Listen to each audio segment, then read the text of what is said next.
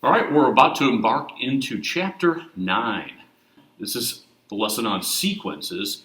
And first of all, it's important to realize what the difference is between a sequence and a series. And it's really a pretty simple difference.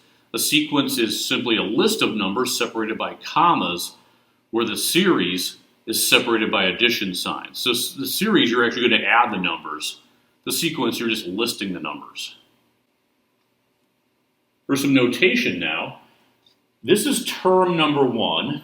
Our book calls it A sub 1 or A1.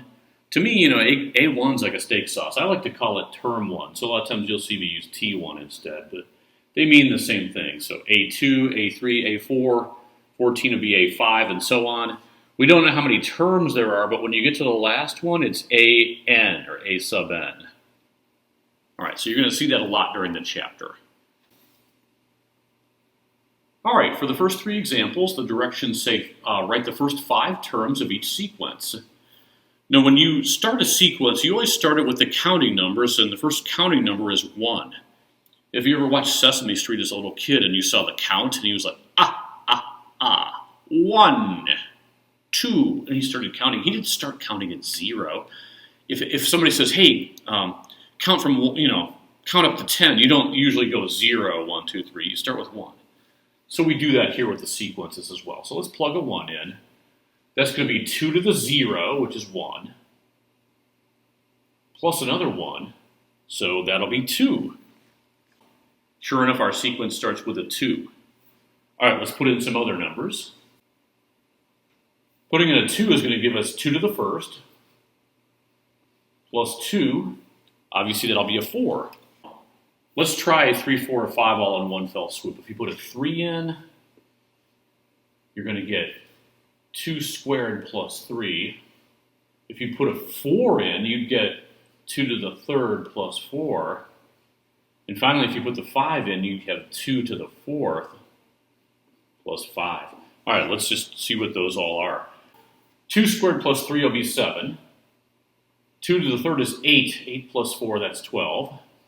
And 2 to the fourth is 16. 16 plus 5 is 21. So we're looking for 7, 12, 21 as our final 3 terms, which is exactly what we have. Number 2, A sub n equals that fraction.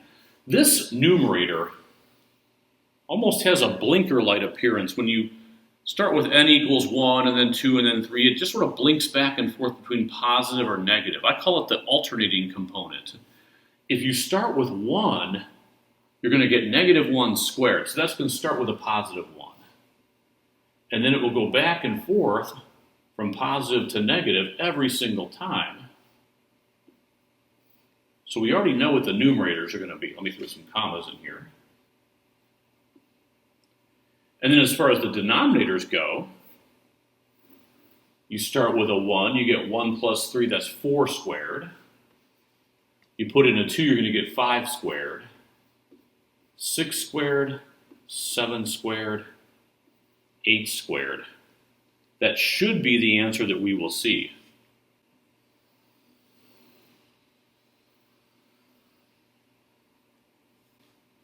And it is.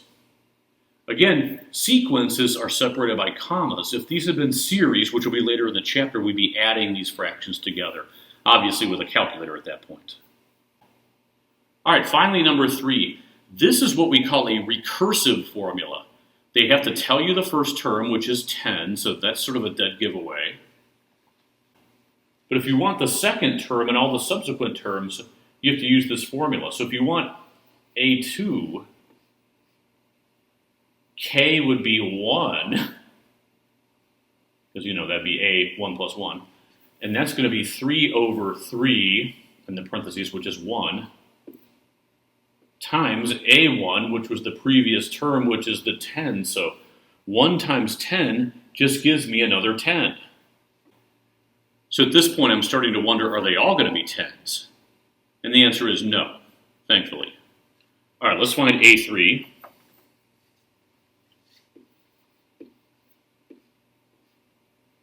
To find term number 3, all the k's would have to be 2's. And this would be term 2, or A2, which of course is a 10. In the parentheses, we have 3 over 2 plus 2. That's 3/4. And we know that 3/4 of 10 is 7.5 or 7.5. Okay, term 4 is going to be term 3, which is the 7.5. Again, to find term 4, a k now has to be 3. That's going to be a 3/5.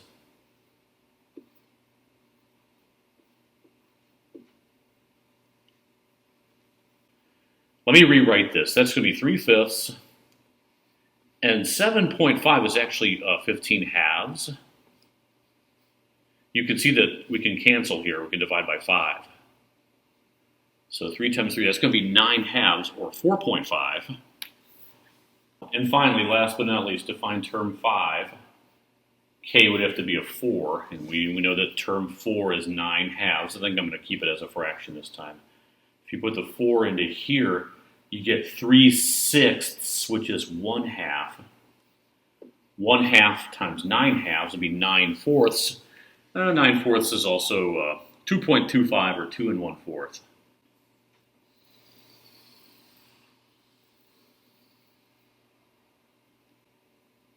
And that's it for the first 3 examples. So if they want you to write a few terms of a sequence, that's how you do it. The first 2 examples are what we call explicit sequences, and the third is called a recursive, where you have to circle back and use the term in front of you to get the next term.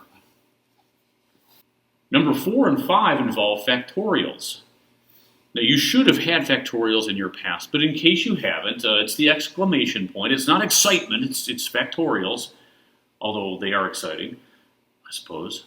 13 factorial is simply 13 times 12 times 11 times 10 times 9 times 8 times 7 times 6 times 5 times 4 times 3 times 2 times 1, and then you stop.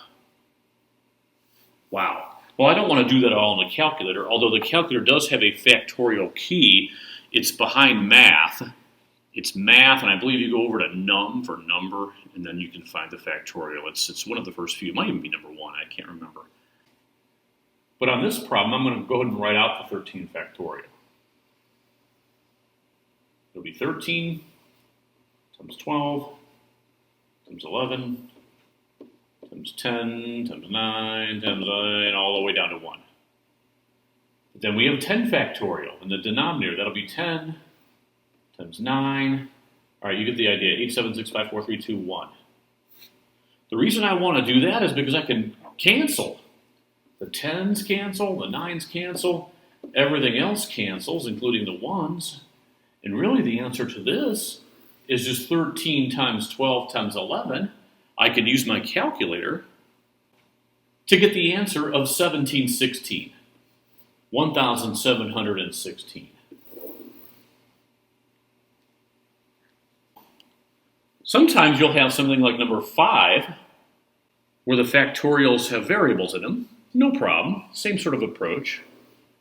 N plus 3 factorial would be n plus 3 times n plus 2 times n plus 1 times n minus 1, and so forth and so on. We don't know how many terms there are, but eventually we get down to 1 and we stop. Well, the denominator, the n plus 1 factorial, is the same thing, but it starts with n plus 1, then n minus 1, n minus 2, n minus 3, all the way down until you hit 1 and you stop. Again, we can completely cancel things out, starting with the n plus 1s. Everything to the right of that has a canceling partner. And so we're simply left with this, which I'll go and just FOIL it out. It's going to be n squared plus 5n plus 6. And that's your answer. There'll be a few scattered homework problems that have factorials in them. The reason that we're reintroducing factorials right now is when you look at the back end of this chapter, all these formulas, almost every page is just littered with factorials. And so it's good to have a basic knowledge of them once again and to kind of brush up. All right, we saw this briefly in section 8.8 when we were just doing improper integrals. The difference between converging and diverging sequences. And later on, we're going to have series starting in 9.2 that are going to converge or diverge. And so this just basically says, hey, if n, remember n is the number of terms, if n heads out to infinity, so in other words, if you're listing, A1, A2, A3, A4, A5, a million and one, and you keep going all the way out towards infinity, and the last term is still a number called L, it's not infinity, well then your series converges. But if it doesn't, it's going to diverge. If you start getting numbers that are just so large that they head towards infinity, then you're going to diverge. All right, I've included the properties of the limits of sequences just so you can kind of get an idea. This is really not bad. This just simply says, hey, look, if you have a sequence called A sub n and you have another called B sub n, and you're adding things up, A1, A2, A3, and you get out to the end and the very last number is L. Okay, so it converges. And with the B's, B1, B2, B3, B4, you get all the way out to the end of the B sequence, and the last term is a K. Well, if you want to add the two together, you can just add the L and the K. Same thing with subtraction, same thing with multiplication, same thing with division. You just have to be careful that you're not dividing by 0. K is not allowed to be 0. That would be bad. The same thing, B sub n's on the bottom, so B sub n, also known as K, can't be 0. And if you have, a sequence A sub n, and you want to multiply it by C, which is a constant. Remember, A sub n is L. The answer would just be CL. Okay, so the C will get multiplied. It'll get distributed through term by term. So again, the properties of limits of sequences are just everything that we're used to seeing. So you can, basically this box says you can add, subtract, multiply, and divide normally, as long as you're not dividing by 0, of course. So that's just good news. So nothing to memorize. I don't want you sitting up at night trying to memorize this box. It's common sense. It's really telling you that your intuition is still correct. All right, here's where we really get after it. Back to converging or diverging. Determine whether the sequence converges or diverges. It says A sub n is 5 to the n over 2 to the n. Well, if you want, you can rewrite this as 5 halves to the n, just using a little bit of your algebra knowledge. All right, if n is 1, that'd be 5 halves. If n is 2, 5 halves times 5 halves would be 25 fourths. As a beginner, I like to write out a few terms just to sort of see how this is behaving. 5 to the third would be 125. In fact, let me just keep multiplying by 5 up top. It'd be 625. This is growing pretty big. 625 times another 5 would be 3,125. And so on and so on and so on. All right, let's go to the denominator. We're multiplying by 2 each time. So 2, 4, 8, 16, 32, and so on. Well, I think you can see that this sequence diverges. This one diverges. Clearly, we are heading towards infinity here. This is growing larger and larger and larger. I mean, 5 halves is like 2.5. By the time you get up to this number, I mean, so obviously it's growing out of control. Also, this is a geometric situation. That's a geometric series. You're multiplying by 2.5 every time, or 5 halves, and that's larger than 1. So it's going to diverge. All right, number 7. We've got some factorials on hand. Let's go ahead and do what we did in the earlier example and just rewrite this. N factorial, of course, is going to be n times n minus 1, n minus 2, and so forth until you reach 1. N plus 3 factorial starts with an n plus 3, n plus 2, n plus 1, and so forth until you reach 1. We can start canceling once we reach the ends. The rest of this will cancel with the rest of this, So we're left with just 1 on top. And we're left with n plus 3, n plus 2, times n plus 1. Now remember, n is growing every time. If you put a 1 in, and then you put a 2 in, you put a 3 in, the bottom is going to grow like crazy. The numerator is just going to stay 1. And so this will converge. Eventually, it's going to converge to 0 if you could get out far enough and you're plugging in numbers really close to infinity. So 0 is what they called L in that past box. It's a number that's not infinity. So this sequence is going to converge. All right, 2 more. I think that should give us enough examples to feel good about ourselves here. The reemergence of trig. Don't be afraid of it, especially sine and cosine. This is not going to be bad. I look at this thing and immediately I know it's going to converge. That's the answer, converges. How do I know this? Well, if I was to start by putting some terms out here, just doing a few of them, I started with 1.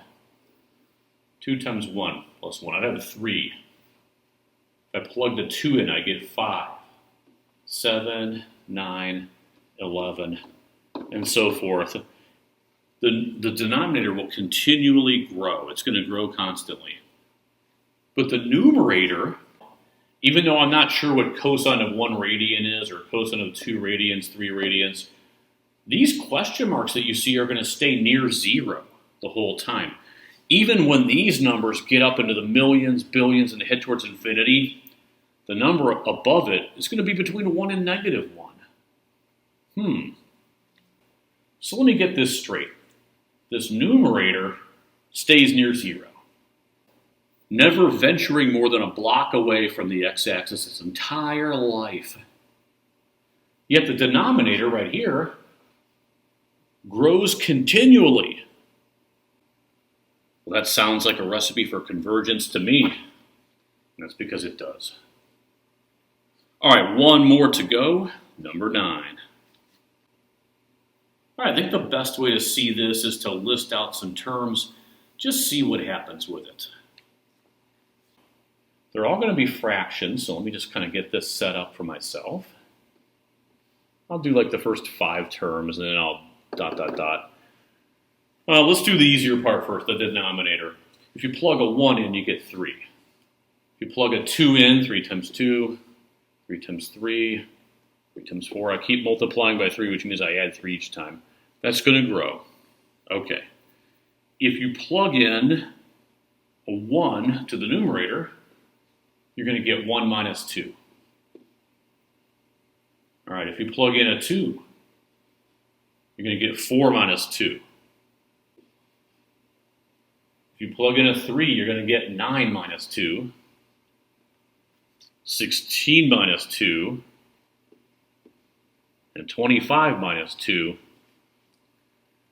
After some humble beginnings of -1/3, I think you guys can see that this is growing. This is getting larger and larger as we go. The 2/6 is only 1/3. Now we're above 1. If we were to do one more term and had an 18 down there, we'd have 36 minus 2, which would be 34. 34/18 is almost 2. You can see that this is going to start to grow and continue to grow because really the n squared is going to outgun the 3n. And so this is heading towards infinity. It's going to diverge. And it's almost as if you can see some elements of L'Hopital's rule in this number 9. So, all right. Take care, everybody.